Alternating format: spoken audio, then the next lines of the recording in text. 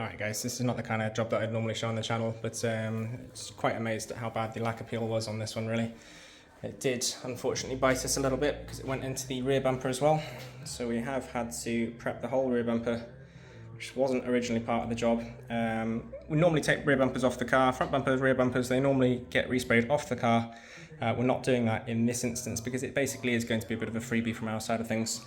It's going to make the job a lot better than it was, obviously with the lacquer peel on the bumper. And he has some scuffs and scrapes on the bumper as well, so we're going to take care of those at the same time. So yeah, we're just throwing that in for a bit of a freebie. It's not the best way of doing things, in all honesty. Like I said, we would normally take trim pieces off and everything, but in this instance, it is going to make it a lot better than it was. And yeah, it'll be more than good enough for what the customer's expecting, I think. Yeah, you can see the extent that we've had to go to on this one. The entire side of the car, the lacquer was just peeling off in huge sheets. So previous poor paintwork, unfortunately. But yeah, we'll get it this time.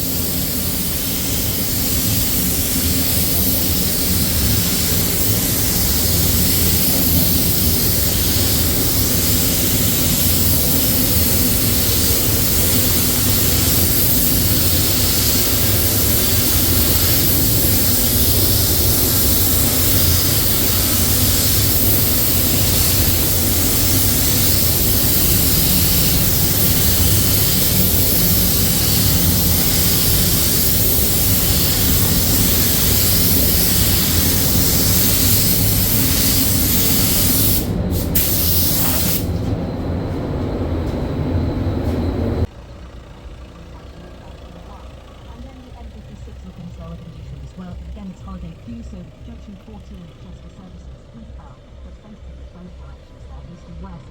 Then at the M62 in West Yorkshire on the eastbound side at 27 Oakfield in near Leeds, there was an accident, so slow traffic after that, but all lanes are clear. The M23 in Surrey east side down towards Bradford Airport from the M25 is a breakdown at junction 8 in one-lane closed.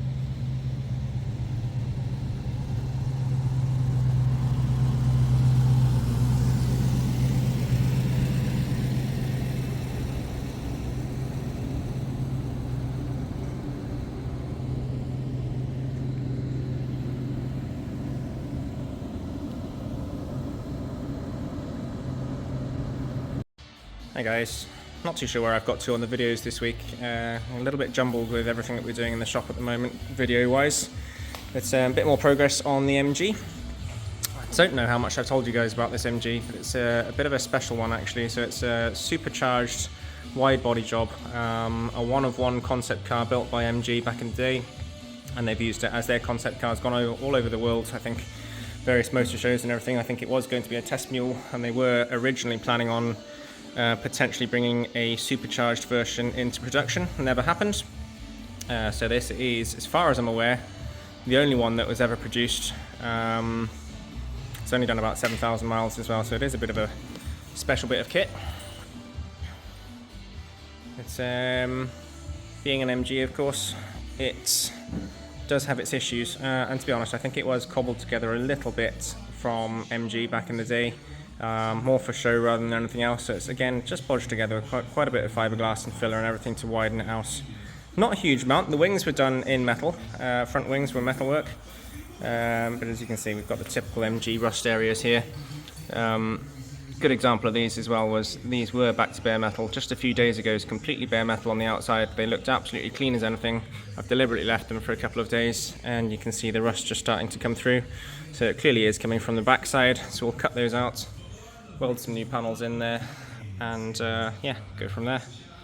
So full respray for this one. Back into the original bittersweet chameleon colours. Quite an extreme flip on this one, so watch this space.